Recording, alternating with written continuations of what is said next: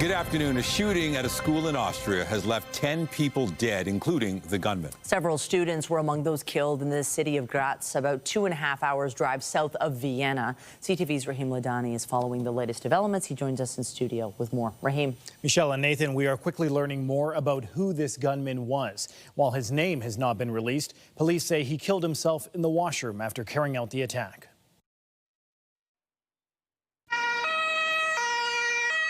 Tense moments at a high school in Austria, with emergency crews trying to get people to safety after reports a gunman had opened fire. This policeman says, in the morning hours around 10 o'clock, we received a report that several shots had been heard. Authorities confirmed the gunman killed at least 9 people and wounded a dozen others before taking his own life. Police say the 21-year-old assailant was a former student who did not finish his studies. He carried out the attack with 2 weapons, which appear to have been owned legally. We would like to offer our deepest condolences to the families of the victims and the entire city of Graz, and we stand together in mourning. Graz is located in the southeast of Austria. It is the country's second largest city and home to about 300,000 people. Police say the gunman was not known to them and a motive has not been determined. Austria's chancellor says the country's flag will be flown at half-mast on all public buildings, and he has declared 3 days of national mourning. Reporting live, I'm Rahim Ladhani. Michelle, back to you.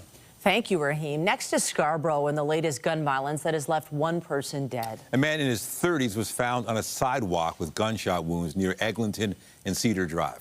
CTV's Beth MacDonell is at the scene this hour and joins us now with more. Beth. Nathan, the search for who is responsible for this shooting and what transpired at this shooting is on. Police have blocked a large area of a plaza along with a Tim Hortons and part of a residential street. Police say this shooting happened around 8:30 last night near the corner of Cedar Drive and Eglinton Avenue East in Scarborough. Officers say there was a call about someone in distress. When paramedics arrived, they found a man in his 30s with a gunshot wound. He was rushed to a trauma center but did not survive. Police appear to be focusing their investigation on this area near the Tim's drive-through menu board and these bushes. There are several evidence markers around that area. Officers believe there was some sort of altercation before the suspect or suspects took off. We can say that the victim was involved in some sort of interaction with at least one other person. We believe that there was a number of people that were in the area of this plaza at the time of the events that unfolded last night. And we're asking for anyone who was here to come forward and provide us with whatever information that they can. Police say it's still early in the investigation and they are working to gather and review video around this area as well as notify the next of kin. Police say this is the 15th homicide of 2025. Reporting live, I'm Beth MacDonell. Michelle, back to you. Thank you, Beth. There are questions being raised after Good Samaritans allege it took 10 to 15 minutes to get through on 911 after a teenage boy was shot and later died Saturday night. Witnesses say they were forced to wait on hold with 911 and eventually put the victim in a car to take him to a nearby hospital. CTV's Allison Hurst has the details. The 15-year-old boy was on this corner with 2 friends, a witness says, when he was gunned down. I heard 5 gunshots and waited about a minute, and then I came outside and saw 2 young individuals carrying him and asking me for help. This man, who asked we not use his name, rushed to help and called 911. He was having troubles breathing, so I put him on his side and just, held his hand, and his eyes were just white and he was looking at me like in shock. It looked like shock. He was clearly like he was dying. He says they waited on the call to 911 for 10 to 15 minutes, but no answer. We hailed down a car and we got him in the hospital there. I know there was no emergency there, but 911 isn't answering, so that's basically it. It happened just before 10 p.m. Saturday night in the area of Jane Street and Weston Road. Police say the teen was pronounced dead in hospital. The suspect fled the scene. I do not have any suspect information to provide at this time. That's what investigators said yesterday, adding, We are dedicating all necessary resources to this investigation to find those responsible. Today, no update on who they're looking for, the number of suspects, and there's no one in custody. For neighbors, Saturday's traumatic events are still vivid. Sad, 15 years old, and you know, his family's probably obviously mourning his death, and it's unfortunate. Police have not confirmed if this was targeted. Allison Hurst, CTV News. And Toronto Mayor Olivia Chow and the Deputy Chief of Toronto EMS were asked about 911 while making an announcement this morning at Toronto EMS. Wait times have come down over the last year, but it's absolutely not good enough. I believe the call came in at 10:01 at night, and then it took 6 minutes and 42 seconds for the call to be answered, which is not acceptable. And the paramedics arrived at 10:11, which is 10 minutes. So within the 4 minutes, I guess, or 3 minutes after the call was received, the paramedics showed up. But as you know, the 911 call center is operated through the police. Regarding that call, we have looked into it, and as soon as the call is received in our 911 dispatch center, we prioritize based on the nature of the call and the life-threatening nature. I can't speak to the whole process of that call specifically, but it's definitely something that we're reviewing. And still to come on CTV News at noon, more than $50 million worth of cocaine seized by Peel police as part of a major drug investigation. We'll have those details a little later in the newscast. But first, let's take a live look at the city this afternoon. There is sunshine to start. Temperatures aren't too bad. Might feel a little fresh, especially when you feel that wind. Jessica Smith is here with a look at the current conditions. And we do have our eye on the sky today because it could get unsettled.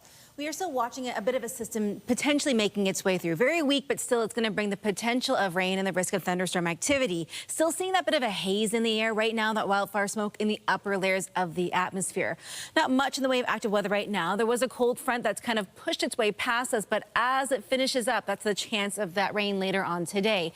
Again, still heavy wildfire smoke in northern Ontario. We're still seeing that haze here, but it's not enough or close enough to the ground to prompt any alerts, but we'll keep an eye on that throughout the rest of the week.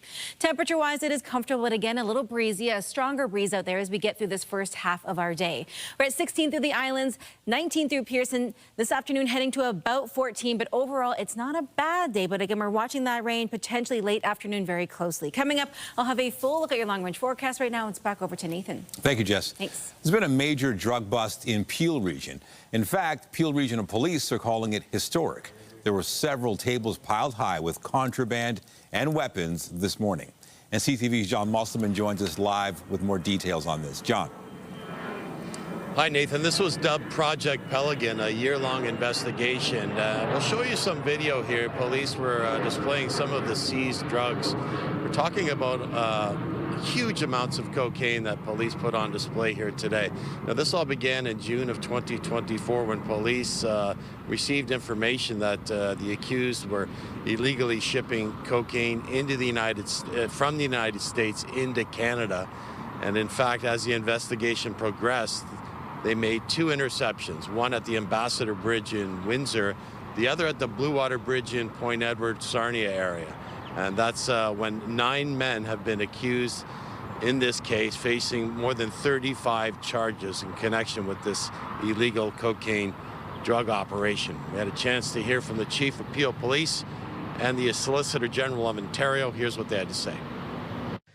And these drugs came from south of the border and were destined right here into Peel, the Greater Toronto area, and other communities in Canada. And what they do is represent secondary and tertiary criminal acts, vulnerabilities, and harm that damage our communities right across Ontario. And Peel Police STEP program, you can see the results of the investments. The success of Project Pelican sends a clear message to anybody in organized crime or anybody who thinks they can simply just get away with it. They absolutely cannot.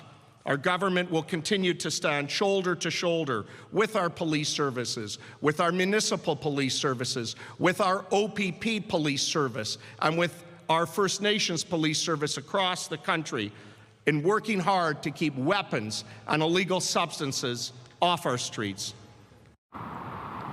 Now, police officials in Canada also worked with the DEA in the United States to come through with these arrests.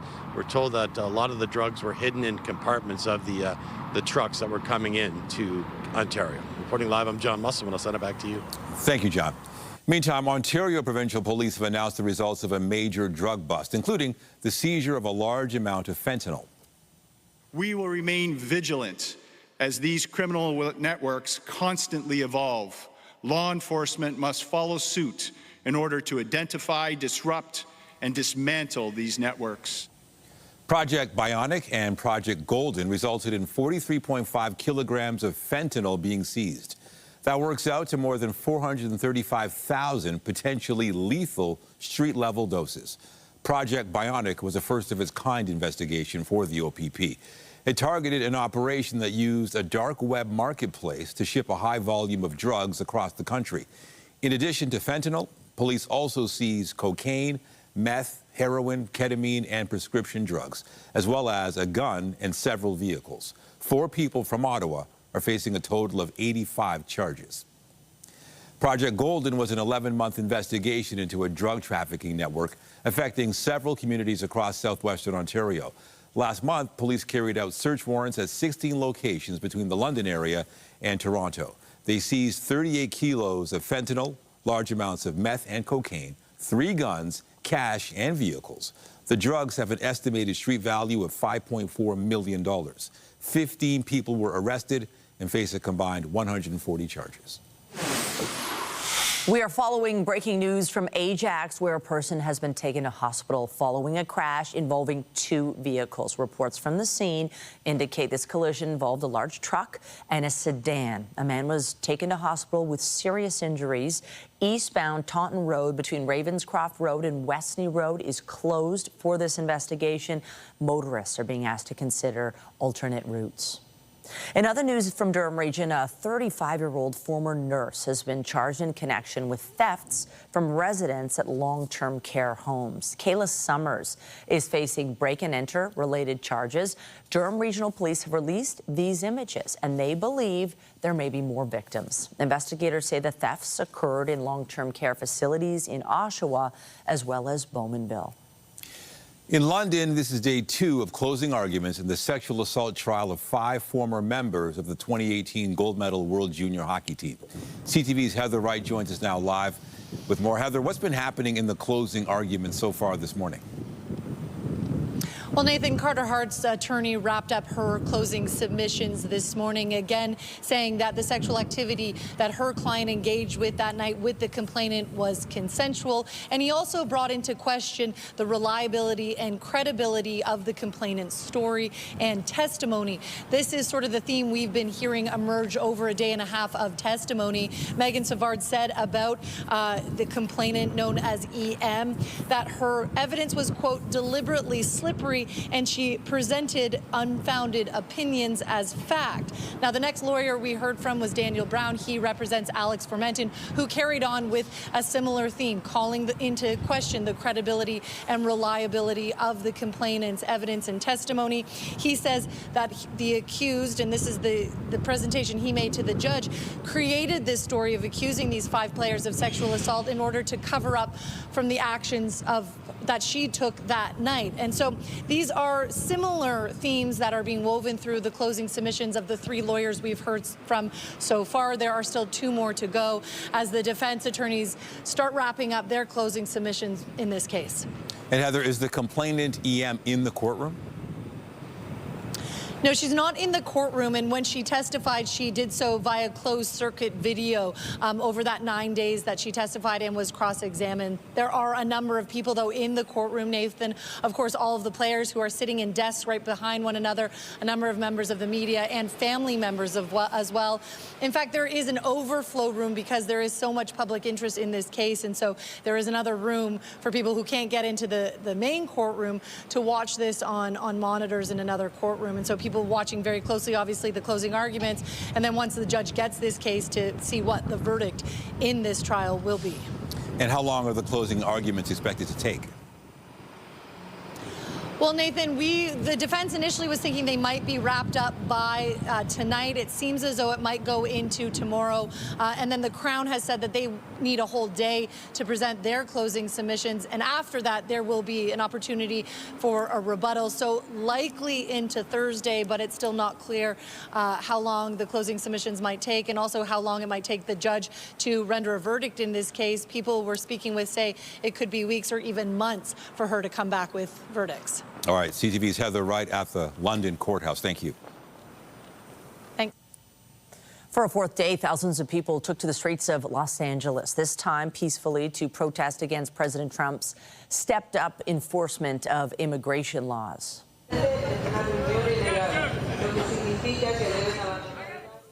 Monday's demonstrations were described as peaceful, with no repeat of the violence that erupted over the weekend. President Trump has ordered an additional 2,000 National Guard troops and 700 Marines to the city.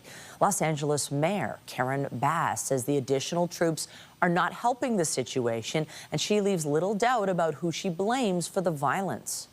We need to stop the raids. This should not be happening in our city. It is not warranted, and the only thing it does is contribute to chaos. This was chaos that was started at Washington, D.C.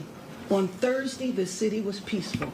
On Friday, it was not, because of the intervention of the federal government. And it's, again, I don't think our city should be a test case, a laboratory.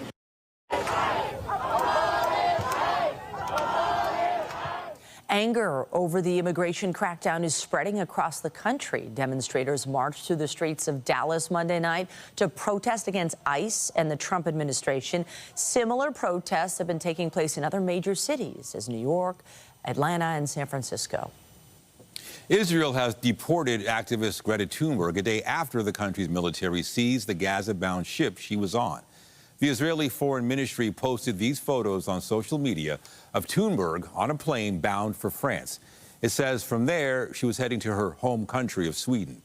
The activist was one of 12 passengers on the Madeleine, a ship carrying aid to Gaza and protesting the ongoing war. Israel seized the boat yesterday, about 200 kilometers off Gaza's coast. Now to Ottawa, where the federal auditor says the cost of buying new fighter jets has ballooned by more than 50%. And the auditor has also cast a critical eye at all the money spent by the government to create the so-called ArriveCan app. CTV's Colton Prale joins us now with those details. Colton. Michelle, it goes much deeper than just the ArriveCan app. The Auditor General looking at the company behind it, GC Strategies, and found that over a 9-year period, they were awarded 106 contracts, and there were a litany of issues among most of them. Have a listen to her speaking on GC Strategies just a few moments ago. From April 2015 to March 2024, 31 federal organizations issued 106 contracts to GC Strategies. In this audit, we found that federal organizations frequently disregarded government procurement rules that promote fairness, transparency, and value for Canadians. Those contracts were worth $92.7 million. 64.5 of it was actually paid out to the company. And there is, like I said, a litany of problems in those contracts. Frequently, yes, there were issues with transparency. 46% of the time, work was being done and being paid for, but there was no actual proof of what was done, or even if the work was done itself. 33% of the time when we were going through these contracts, the Auditor General found that the people working on it couldn't prove if they were actually qualified to be working on it. 1 in every 5 contracts had a problem where, even though the vast majority required security clearance, the contractors couldn't actually show that they had the security clearance to be working on the projects that they were actively working on. There is a litany of issues here: sole sourcing, a lack of competitive bids, and when they were sole sourcing projects, they weren't making sure that they weren't paying more than what was the market rate. Overall, the Auditor General summarized this by saying this is one company, but the the issues are widespread throughout the public service. Even in this situation, we're talking about one company, but working for 29 different federal departments, 31 different federal bodies in total. And so she's calling on the public service to, in her words, go back to the basics. The rules that they have in place, she says, work, but they need to be followed by the public service. And clearly, in this case, they weren't being. No doubt people are shaking their heads. People want to see their tax dollars used wisely. Can we talk about those fighter jets? Because sounds like the costs are ballooning. What's at play here? They absolutely are. You talk about tax dollars. This was pegged at $19 billion to buy 88 planes back in 2022. Canada's bought 16 already. We spent about $1 billion on that. There are still 72 left to buy if we'd like to. And it's important to note the federal government is reviewing that decision. But we do know now it's not going to be $19 billion. The Auditor General says those costs have actually ballooned by 50%, up to just shy of $28 billion to buy the rest of the planes. Plus, if we want to build the infrastructure that's necessary and arm them with the advanced weaponry that's come out in the last few years, that's going to cost at least another $5.5 billion. So you're talking about a total cost going from $19 billion to potentially as high as $34 billion on these planes. And that's just for the planes themselves. There are additional issues. Constructions and the facility to actually house these planes and hold the squadrons in Quebec and Alberta, those are 3 years behind schedule. And even if you do buy the planes and you do build the facilities in time, well, then there's one more problem the Auditor General found. We might not have the pilots to fly them. Canada has had a significant pilot recruitment shortage and challenges since 2018. According to the Auditor General, that still has yet to be addressed. CTV's Colton Prell live for us in Ottawa with the Auditor's report. Appreciate it. Anytime. Premier Doug Ford offered his thoughts on the current state of Canada-U.S. relations. And the Premier says he's hopeful Bill 5 will help speed up critical mineral projects while singling out those who've been critical of the legislation, which is controversial. CTV's Queen's Park Bureau Chief Siobhan Morris reports. Doug Ford was speaking alongside his friend and fellow Premier Tim Houston of Nova Scotia. Both leaders agree that their provinces and the country as a whole need to do more to build more faster to spur economic growth. Ford revealed that his government has done some polling, finding 73% of Ontarians support expediting mining. Now, keep in mind, we don't have all the specifics of this poll. We don't know when it was done, what the margin of error might be. And this comes as two First Nations that have signed deals with the government to improve access to the Ring of Fire are speaking out against Bill 5. That includes Arrowland First Nation Chief Sonny Gagnon, who says his community stands with First Nations trying to have Bill 5 thrown out. The Premier has made it sound in recent days like the chief is behind his plan and had some pointed words for him today. Does he want the $200 million electricity deal that we handed over to him? Does he want to get off diesel because they live on diesel? Does he want a road that they can actually leave their community and drive? Did he want a community center? Does he want a hockey arena inside that community center? The answer is 1,000% yes, because I shook his hand in my office. Mark my words in this room, he will be moving forward with this. Not because of me, not because of pressure of me, because he's a smart man. And he understands his community needs to prosper. The Premier has said he intends to designate the Ring of Fire a special economic zone as quickly as possible. But the next few months for the government will be about consulting with First Nations and stakeholders. Siobhan Morris, CTV News. Meanwhile, new polling indicates Premier Doug Ford is the most well-known of all of Canada's provincial leaders. This online survey from Polara found 79% of respondents are familiar with Ford. 39% say they are very familiar with him, and another 39% say they are somewhat familiar. Meantime, 13% say they are not very familiar with the Premier, while 8% say they're not familiar at all. Nationally, 47% of respondents have a positive impression of the Premier, compared to 27% of people with a negative impression. In Ontario, those numbers are 50% positive and 38% negative. Jess. Well, we've got some sunshine as we get throughout our day today. but we are looking at a higher UV index as well. So if you have plans on spending time outside, hydration and sun protection are key. It's at an 8 in Windsor, considered very high. Here in the city, sitting at a 7, and it gets even higher as we head into the day tomorrow. This afternoon, the slight chance of a light passing shower, maybe a pop-up thunderstorm, but nothing too organized. But temperature-wise, we're right on par for where we should be this time of year. It's just that breeze.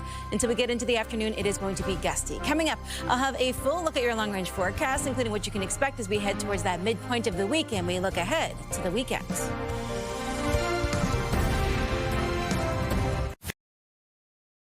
All right, let's talk about the forecast. Not the greatest day, but Yeah. still not bad. Some people wearing shorts, some people looking kind of comfortable out there, but it's kind of either or. I feel as though there's moments where you're like, ooh, this is warm, we've got the sun, and then that wind picks up and you go, ooh, I'm cold. I'm just like, make up your mind. It's like, I want the sunshine, I want the heat, but we're still kind of teetering on that little bit of cold air. We saw a system come through yesterday.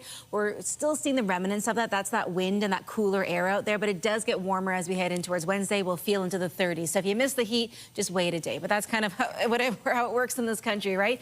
The weather changes so quickly. We are still seeing some of that wildfire haze up there, so something to keep in mind, but right now not causing any alerts here on the ground.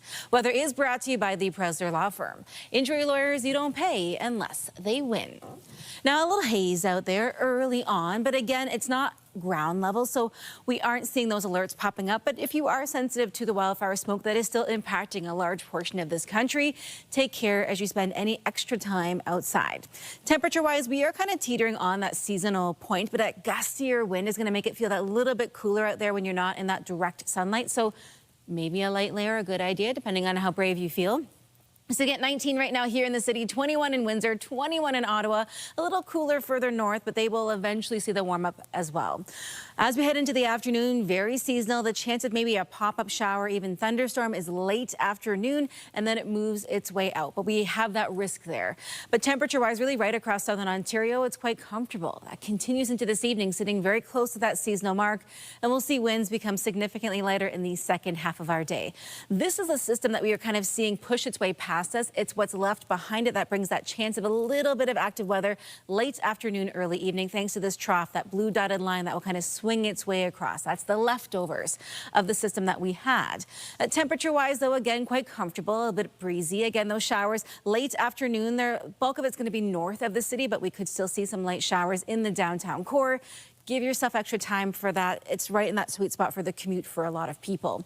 Overnight, though, you just hold on to a few light clouds. Again, a very seasonal day. Not much in the way of any extreme active weather. The bulk of it staying far north of us. Into your Wednesday afternoon, it is hot, it is sunny, it is dry. Sun protection is key. The UV index tomorrow up to a 9, considered very high. So if you work outside, for the kids, if they're at school, extra water, a good idea to pack into their bags. Heading into your Thursday, watching for the chance of some scattered showers, but again, this is not a super organized system or a downpour by any means. Temperature-wise, very seasonal as we head throughout the day today. Breezy to get things going. It lightens up into the afternoon. It's your Wednesday that it is going to be hot and very humid, feeling into the 30s. Heat exhaustion can really sneak up on you, so just take care if you're spending any extra time outside. But we cool right down into the evening, staying just above seasonal by about 2 degrees. Heading into your Thursday, again, there's that slight chance of maybe a passing shower, but the bulk of it, again, really going to be north of us. But pack the umbrella just in case. You rather have it and not need it than need it and not have it. Heading in towards your Thursday evening, again, we're right on par for seasonal. Getting into Friday, the cloud cover is going to linger. We dip down just a little bit. So after that chance of rain rolls through Thursday, behind it, a little bit of a cooler air mass. So we're sitting below seasonal for your Friday, for your Saturday. Saturday, not an all-day rain affair. The bulk of that activity looking to be in the first half of the day. So into the afternoon, things start to clear up just a little bit. But again, we're holding on just a little shy of seasonal. Still comfortable if you have any outdoor plans. Maybe you're heading to the Argos home opener. You might need to bring maybe a light layer, but you'll be okay overall. Into your Sunday for Father's Day, for the father figure in your life, or just for celebrating a Sunday. Temperature-wise, it is quite comfortable. Lots of sunshine out there, very seasonal, and that continues into the beginning of next week. So we are settling into the month of June, stepping towards the astronomical start of the summer season in a really beautiful way, with temperatures at or just above where they should be. But we'll keep an eye on the wildfire situation when it comes to the smoke, because we're not done with it in our atmosphere here in Ontario just yet. Hopefully this helps you plan. Nathan, Michelle, I'll send things back over to you. Thank you, Jess. Thanks. Now to the wildfires affecting many areas in northern Ontario and provinces to the west. More than 700 people have been airlifted to safety from northwestern Ontario as a wildfire, rages out of control there. This fire is threatening Sandy Lake First Nation, forcing mass evacuations in the community of about 2,000 people. The Canadian Armed Forces have been called as the fire doubled in size over the weekend. It now covers an area of more than 1,500 square kilometers, about a quarter of the size of Prince Edward Island. I'm scared. Trapped. And look at this, a harrowing situation was caught on video. A construction crew was trapped by the wildfire near Sandy Lake. They were forced to take shelter in a shipping container. Flames surrounded their camp and heavy smoke was stopping helicopters from landing to save them. Eventually, what they did, the crew drove directly through the flames to get to safety. Across the border in Manitoba, meantime, officials say the best way to help with the province's wildfire situation is to just stay home. Coming up, a show of support to the victims of the Lapu Lapu Festival attack in Vancouver.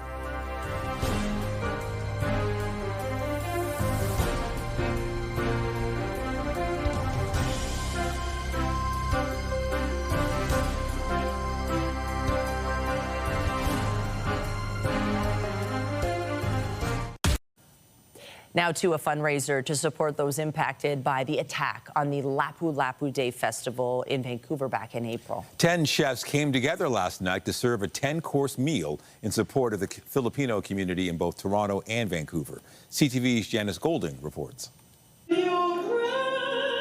An evening of culture, This is going to be our last round for this first course. cuisine, and community. Our goal is to honor the victim of the Lapu Lapu Black Day party tragedy in Vancouver. An evening of celebration called A Taste of Unity, an event honoring those injured and killed in the Lapu Lapu Day Festival in Vancouver. 11 people died. In April, 11 people from 5 to 65 were killed.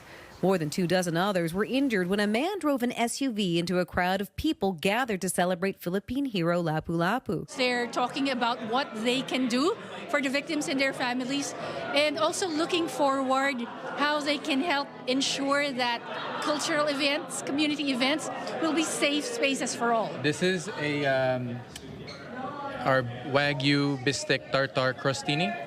10 of Canada's leading Filipino chefs came together to treat guests to an amazing 10-course tasting menu. Anything that I can do to help,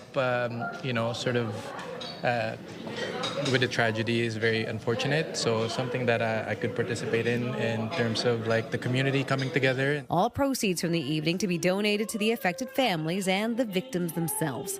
Some are still in hospital. I'm scared now to go to festivals like that because it's so scary, right? And to have a person use a car to hit all these people, it's just terrible. I'm so happy that the chefs got together and were able to have something to fundraise for the families. I wanted to be here to support the tragedy, and I wanted to have some good food. Gino Francesco from Sundays by Daddy Chef. Filipino Canadians uniting for an extraordinary culinary experience, but most of all, uniting for a cause. Janice Golding, CTV News. Toronto's mayor says 112 new paramedics will be hired this year. It is part of a plan announced today intended to make communities safer. 362 paramedic superintendents and support staff will be hired over the next 3 years. There has been steady increase in 911 medical calls and pressures on the healthcare system. Toronto Paramedic Services says the plan will support increased ambulance availability by up to 20%. The mayor says steps are needed due to an aging population, the drug crisis, and simple growth in the city. This will quickly address our safety and emergency services need. Coupled with that, we have a comprehensive plan to increase the number of all frontline first responder, which is for this year, 52 firefighters, over 360 more police officers. Chow also says the 211 Crisis Community Service that offers support to those with mental health issues is also being increased. Ontario's Chief Medical Officer of Health says at least 6 babies have been born with measles. CTV's health reporter Pauline Chan talked to Dr. Kieran Moore about the cases and the potential risks for newborns.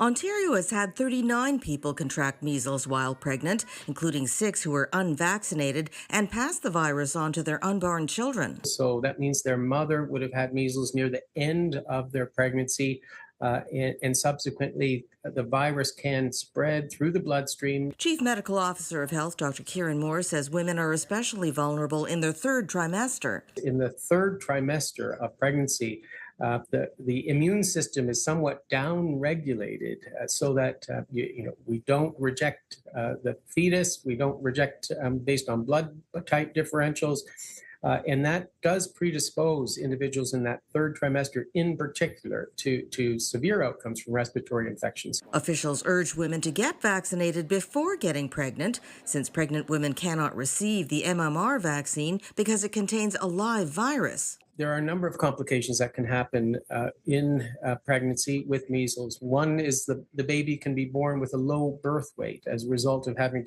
had to fight the virus in the womb. As was the case with a recent baby death due to measles and other complications. Measles in pregnancy can also result in miscarriage or stillbirth. If someone is unvaccinated and is exposed to measles while pregnant, antibodies from immunoglobulin collected from blood donors can offer some protection. Dr. Moore says the vast majority of in utero transmission of measles has been in the southwestern part of Ontario. Since the start of the outbreak last October, Ontario has seen more than 2,000 confirmed and probable cases of measles. But Ontario's top doctor says vaccination rates, particularly of school-aged children, have been good for most of the province. In Toronto, the grade 11 vaccination rate, students most affected by pandemic disruptions, is 87% now, an increase of 64% since the start of the school year. When we look at exemptions in our school settings, that rate of exemption is roughly 2 to 3%. So almost 96, 97% of individuals still are getting protected. And for pregnant moms who are immunized, Dr. Moore says there's no need to worry.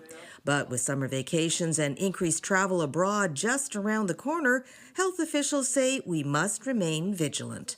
Pauline Chan, CTV News. Get Toronto's top stories, breaking news alerts, and watch live. Download the CTV News. Now to the Canada Post stalemate. A government attempt to steer both sides toward common ground has hit a snag. The Crown Corporation rejected a framework put forward by the Canadian Union of Postal Workers for binding arbitration. Canada Post has released a statement that reads in part, the union's refusal to recognize the Industrial Inquiry Commission report and its recommendations in their proposed terms of reference for arbitration is unacceptable. The report called for more flexible routes and part-time weekend positions with similar pay rates and benefits. The union insists its goal is to return to the bargaining table, but is accusing the Crown Corporation of trying to use government interference to further its goals. The union is calling on members to sign a letter to Jobs Minister Patty Hajdu opposing the prospect of a forced vote on what Canada Post has called its final offers.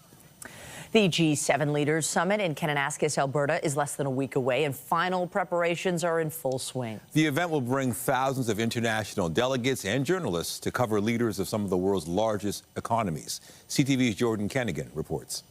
The signs are updated and security is tight for the G7 Leaders Summit in Kananaskis. We're obviously talking about thousands of security personnel. We have a lot of RCMP officers, but also other agencies under the Integrated Safety and Security Group. The village will be locked down starting Tuesday. Leaders from some of the largest economies in the world will meet in the Rockies in less than a week. But for most of the nearly 4,000 international delegates and journalists, Calgary will be their landing spot. The city hopes the summit can also serve as a showcase. It highlights Calgary as a serious player when it comes to investment, innovation, and international dialogue.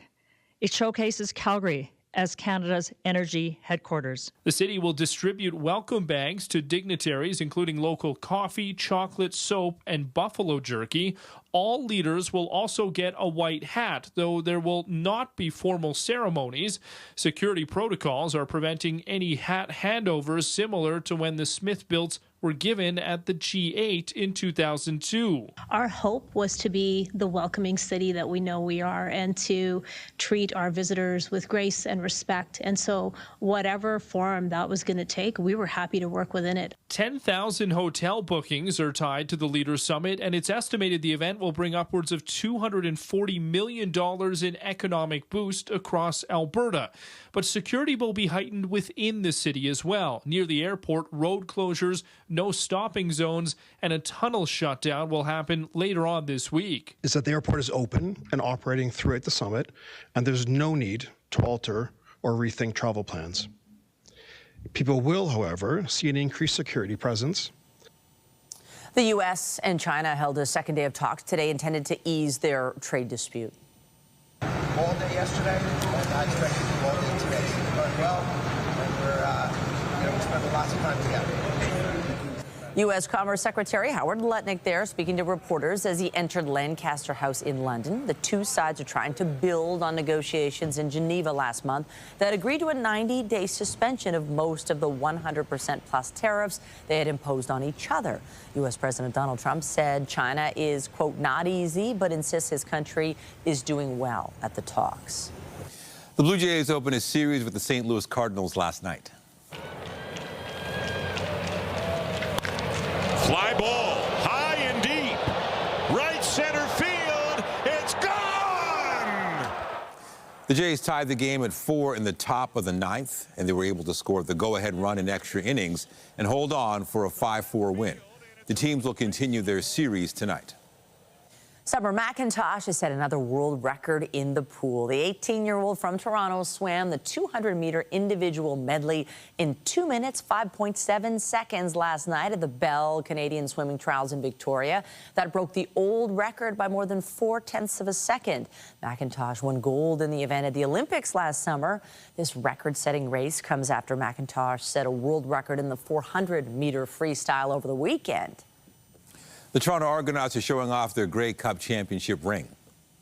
The team won its 19th Grey Cup last year, beating the Winnipeg Blue Bombers. Players, coaches, and staff were presented with the custom rings during a private ceremony. Replicas of the championship ring will be given to the first 10,000 fans at BMO Field for the Argos home opener on Saturday. The team is set to take on the Calgary Stampeders. Coming up on CTV News, a decommissioned plane has become a new play place in Toronto. We'll have those details after this short break.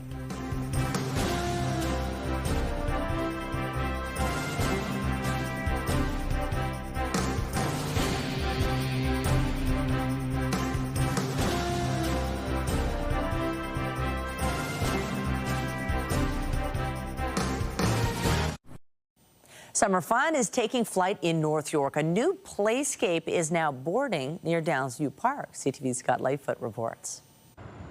If you've ever wanted to play on the site of a former airport, the plaza at YZD might be for you. Featuring a decommissioned airplane, originally built on the site and now functioning as a play area for kids, the new public space also includes 5 airplane fuselage carts turned into giant planters, repurposed lights from the former airport's taxiway, and an old sink from the Bombardier facility, now functioning as a water installation. And we've reimagined them as objects of play and objects that can be taken over through city nature in order to create a space for the community to gather, for farmers markets to happen, for our winter skating rink to happen, and to give people this interactive moment with the history of this site. It's all part of the 30-year transformation of the 370 acres that were once Downsview Airport. A mix of residential, commercial, and cultural spaces are planned, but until they're built, there are also a number of temporary installations like the plaza and the nearby 50,000-seat Rogers Stadium, set to open later this month. Some of these spaces will be here for a number of years, in some cases a number of decades. And so it's a really kind of, I think, innovative way of redeveloping space where we're thinking about what are we going to do long term, but for the places that sit empty, what can we do with them until such time that they're going to be redeveloped to make them meaningful for the community? The plaza is meant to offer a place for people to gather, but also a spot for the developers behind the site to learn about how people use public space as they prepare for the long-term future of the former Downsview lands. Scott Lightfoot, CTV News. Yeah, that does look like fun, and pretty soon kids are going to be looking for fun stuff to do. It's, you know, school's almost ending. What, a few more weeks? The countdown is on in households all across the city. For teachers, too. And we're getting into that time of year where the weather's starting to get really nice out there. You want to spend some time outdoors. Today, it's okay. It's pretty seasonal, but I think, you know, people are looking forward to maybe tomorrow. If you like the heat, Wednesday is for you. We'll be at 28, feeling into the 30s. But it also comes with a very high UV index, so sun protection and hydration are going to be key to spending any time outside. Not looking at much in the way of active weather here in southern Ontario. The bulk of that system has pushed off, but there's a little bit of a trough coming behind it that could bring a pop-up shower late afternoon. Comfortable though right now, sitting at 19, a little breezy out there, but the winds get lighter as we head into the second half of our day. Again, very seasonal today. That chance of a pop-up shower late afternoon moves out pretty quick. We head into our Wednesday. The heat is on, and then we're very seasonal as we get into Thursday before a bit of a cool down comes in just in time for your Friday and your Saturday. I'll send it back to you guys. All right, looks pretty good. Thanks, Jess. And that is CTV News at noon. Remember, you can get Toronto's breaking news all day long on CP24 and at ctvnewstoronto.ca. For Jessica Smith and the whole team here, have a pleasant afternoon. I'm Michelle Dubé. And I'm Nathan Downer. Be sure to join us later for CTV News at 5 and 6. Have a great afternoon.